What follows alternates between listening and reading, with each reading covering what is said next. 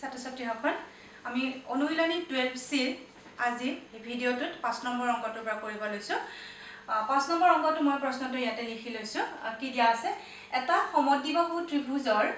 AB সমান AC সমান 5 metre দিয়া আছে যদি BC 6 মিটাৰ হয় ত্ৰিভুজটোৰ কালি কিমান মই সমদ্বিবাহু ত্ৰিভুজটো ইয়াতে আঁকি লৈছো ABC এটা সমদ্বিবাহু ত্ৰিভুজৰ সমদ্বিবাহু মানে কি দুটাল বাহু সমান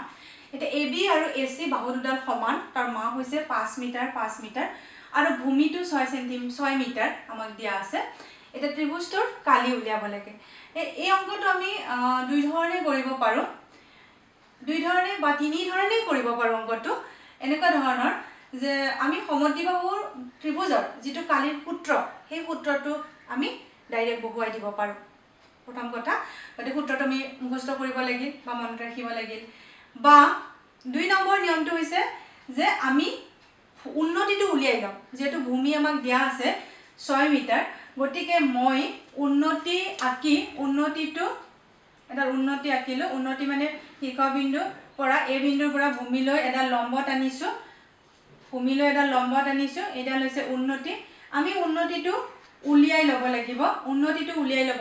উলিয়াই লৈ হাফ পূৰণ ভূমি পূৰণ উন্নতি যেটো ভূমিটো আমাক 6 মিটাৰ দিয়া আছে হাফ পূৰণ ভূমি পূৰণ উন্নতি কৰি আমি অংকটো কৰিব পাৰো দুই নম্বৰ বা আমি এই দুইটা নিয়ম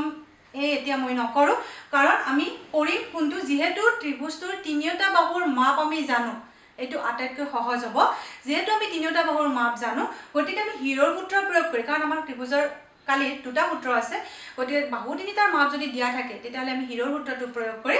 এই ত্ৰিভুজটোৰ কালি উলিয়াম এটা ছাত্ৰ-ছাত্ৰীসকল মই তোমালোকক ক'লো যে আমি সমদ্বিবাহু ত্ৰিভুজৰ কালিৰ সূত্ৰটো আমি বহুৱাই দি কৰিব পাৰো বা আমি উন্নতি উলিয়াই কৰিব পাৰো উন্নতি উলিয়াব যাওতে আমি এই সমকোণী ত্ৰিভুজ এটা ধৰি আমি এডি বাহুৰ পাইথাগোৰাছৰ সূত্ৰ মতে এডি বাহুটো আমি উলিয়াই লব লাগিব কাৰণ এডি আমাৰ উন্নতি আমি জানিলে হাফ পূৰণ ভূমি পূৰণ উন্নতি আমি উলিয়াই লব লাগিব উন্নতি উলিয়াইলে আমি কৰিম গতিকে মই এতিয়া কৰিম যেহেতু ত্ৰিভুজৰ তিনিটা বাহুৰ মাপ জানো ধৰা হল ত্ৰিভুজ ABC ত্ৰিভুজটোৰ মই হিৰৰ সূত্ৰ প্ৰয়োগ কৰিম ABC ত্ৰিভুজটোৰ A 6 মিটাৰ ভূমি A 6 মিটাৰ B 5 মিটাৰ এটো B হ'ব B কোণৰ বিপৰীত বাহু small b equal to 5 metre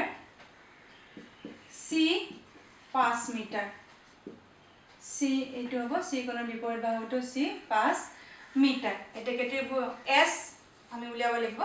S সমান A plus B plus C by 2 A আছিলে আমাৰ 6 plus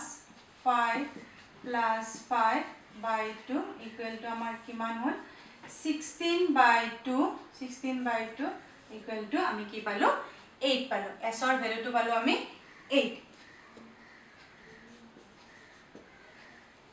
এতেকে ত্ৰিভুজটোৰ কালি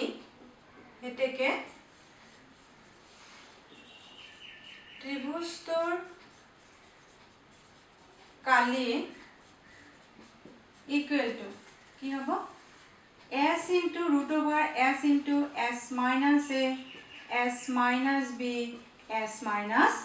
C এইটো আমাৰ আটাইতকৈ সহজ হ'ব যেহেতু আমি A B C জানো গতিকে S আমি উলিয়াই লৈছো এতিয়া আমি ইয়াতে বহুৱাই দিম A B C ভ্যালুটো আমি তাতে বহুৱাই দিম একে কালি বুলি লিখিছো তাতে কালি equal to root over S ৰ ভ্যালুটো আছিল আমাৰ 8 ইয়াত আমি পুট কৰি যাম 8 S minus A 8 minus 6 S minus B 8 minus 5 S minus C 8 minus 5 meter square unit 2 8 into 8 minus 6 2 8 minus 5 3 8 minus 5 3 meter square equal to এইটো এতিয়া আমি স্কয়াৰ ৰুট লব লাগে আমি উৎপাদকত উলিয়াই আমি স্কয়াৰ ৰুট লওঁ কাৰণ ইয়াত 3 আমাৰ দুটা আছে গতিকে স্কয়াৰ ৰুট ললে এটা আহি যাব গতিকে 8টো আমি তেনেকুৱা কৰি লম 4 * 2 কৰি ললো 8 4 * 2 * 2 3 * 3 বাকিখিনি মই একেদৰে লিখিছো এটা তোমালোকে দেখিয়ে গম পাবা 4 ৰ স্কয়াৰ ৰুট হ'ব 2 2 * 2 2 আহি যাব 3 * 3 এটা 3 আহি যাব স্কয়াৰ ৰুট লোৱাৰ লগে লগে into 3 metre square equal to 12 metre square যেহেতু আমাক বাহু দিয়া আছে গতিকে বাহু দিয়াৰ কাৰণে সমদ্বিবাহু ত্ৰিভুজৰ ক্ষেত্ৰত আমি কি কৰিলো হিৰৰ সূত্ৰ মতে ত্ৰিভুজৰ অৰ্থাৎ ত্ৰিভুজৰ দ্বিতীয় সূত্ৰটো মতে তাৰ কালিটো উলিয়ালো এইটো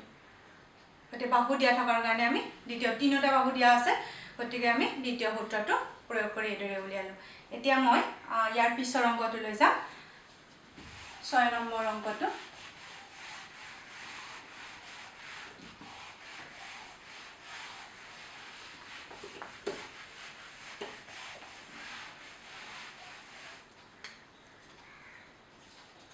মই প্ৰশ্নটো তোমালোকক লিখি দিছো 6 নম্বৰটো এটা সমবাহু ত্ৰিভুজৰ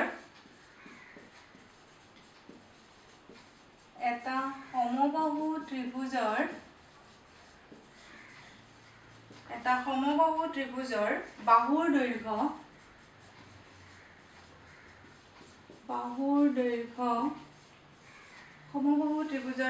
দৈৰ্ঘ্য 8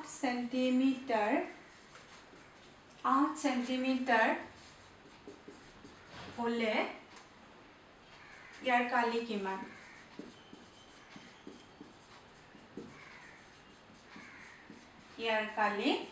কিমান ছাত্ৰ ছাত্ৰীসকল ইয়াতো তোমালোকে এই অংকটোৰ ক্ষেত্ৰত এটা কথা মন কৰিবা সমবাহু ত্ৰিভুজ বুলি কৈছে মানে ত্ৰিভুজটোৰ তিনিওডাল বাহুৱে সমান সমবাহু ত্ৰিভুজ মানে হৈছে ত্ৰিভুজ এটাৰ তিনিওডাল বাহু সমান এতিয়া আমাক দিয়া আছে সমবাহু ত্ৰিভুজ এটাৰ বাহুৰ দৈৰ্ঘ্য দিয়া আছে 8 সেন্টিমিটাৰ মানে ত্ৰিভুজটোৰ এটো সমবাহু ত্ৰিভুজ মই আঁকি দিছো সমবাহু ত্ৰিভুজটোৰ ক্ষেত্ৰত কি হ'ব তিনিওডাল বাহুৱে 8 সেন্টিমিটাৰ 8 সেন্টিমিটাৰ 8 সেন্টিমিটাৰ গতিকে এইটো আমি হিৰৰ সূত্ৰ মতে আমাক যেহেতু বাহু তিনিটা দিয়া আছে আমি সেই মতে এই অংকটো কৰিব পাৰো আগৰ অংকটো আমি যিদৰে কৰিছো কিন্তু মই ইয়াতে এই অংকটো যেহেতু আমি প্ৰথম অংকটো 5 নম্বৰটো আমি তেনেদৰে দিছো গতি এইটো মই সূত্ৰ প্ৰয়োগ কৰি তোমালোকক কৰি দেখাম কাৰণ সমবাহু ত্ৰিভুজৰ এটা বাহুৰ মাপ যদি দিয়া থাকে ধৰা হ'ল এটা বাহুৰ মাপ a সমবাহু ত্ৰিভুজ এটাৰ এটা বাহুৰ মাপ a গতিকে কালি হ'ব √3/4a √3/4a স্কয়াৰ আৰু এইটো মনত ৰাখাটো খুবেই দৰকাৰী কাৰণ মাল্টিপল চয়েস এনেকুৱা ধৰণৰ চয়েস কোৱেশ্চন বিলাক আহিলে আমাৰ অপচন হ'ব পাৰে এইবিলাক থাকিব পাৰে এইটো অপচন দিব পাৰে যে √3/4 সমবাহু ত্ৰিভুজ এটাৰ কালি a স্কয়াৰ এই এনসাৰটো আমাৰ থাকিব সেই কাৰণে এইটো তোমালোকে সমবাহু ত্ৰিভুজ এটাৰ ক্ষেত্ৰত যেহেতু এটা বাহুৰ মাপ যদি দিয়া থাকে তেতিয়াহলে এই সূত্ৰটো তোমালোকে মনত ৰাখিবা আৰু এই অংকটো মই এতিয়া এইদৰে তোমালোকক কৰি দিম সূত্ৰটো প্ৰয়োগ কৰি যেহেতু সমবাহু ত্ৰিভুজটো এটা বাহুৰ মাপ দিয়া আছে ধৰা হ'ল মই বাহুটোৰ মাপ 8 সেন্টিমিটাৰ কথাটো লিখিলাম ধৰা হ'ল সমবাহু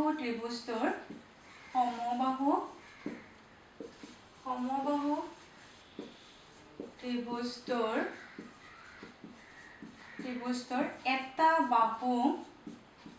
a সমান 8 সেন্টিমিটাৰ এই a ভ্যালুটো আমাক দিয়া আছে এতেকে ত্ৰিভুজটোৰ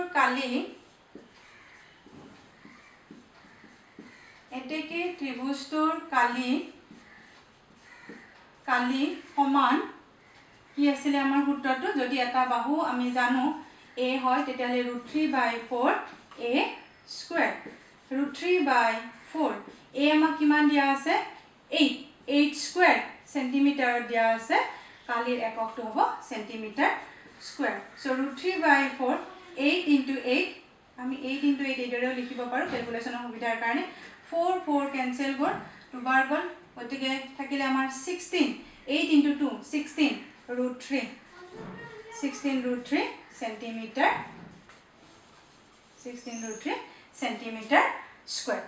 এইদৰে আমি সমবাহু ত্ৰিভুজ এটাৰ ক্ষেত্ৰত আমি সূত্ৰটো প্ৰয়োগ কৰিছো বা সূত্ৰটো প্ৰয়োগ নকৰি মই আগতে কোৱাৰ নিচিনাকৈ আমি হিৰৰ সূত্ৰ প্ৰয়োগ যেহেতু বাহুদিন তাৰ মান আমি উলিয়াব পাৰোঁ গতিকে মই সূত্ৰটো প্ৰয়োগ কৰি তোমালোকক 6 নম্বৰ প্ৰশ্নটো কৰি দিলোঁ ঠিক আছে ছাত্ৰ ছাত্ৰীসকল এই ভিডিঅ'টোত মই তোমালোকক আজি দুটা প্ৰশ্ন কৰি দিলোঁ 5 আৰু 6 তোমালোকে ভিডিঅ'টো আশা কৰিছোঁ মন দি চাবা থেংক ইউ